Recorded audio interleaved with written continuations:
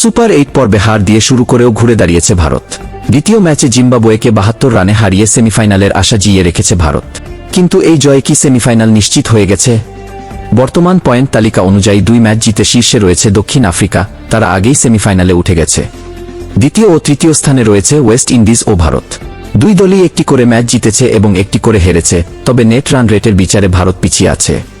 এখন হিসাব একেবারেই পরিষ্কার, ভারতের গ্রুপে আর মাত্র একটি ম্যাচ বাকি, সেটি ওয়েস্ট ইন্ডিজের বিরুদ্ধে। এই ম্যাচে যে দল জিতবে তারা 4 পয়েন্ট নিয়ে সরাসরি সেমিফাইনালে যাবে, আর যে দল হারবে তারা বিশ্বকাপ থেকে বিদায় নেবে। অর্থাৎ এখানে নেট রান রেটের কোনো ভূমিকা নেই। নেট রান রেট কেবল তখনই বিবেচনায় আসবে যদি বৃষ্টি বা অন্য কোনো কারণে ম্যাচ বাতিল হয়ে যায়। সেক্ষেত্রে পয়েন্ট সমান হলে নেট রান রেট কম থাকায় ভারত সেমিফাইনালে যেতে পারবে না।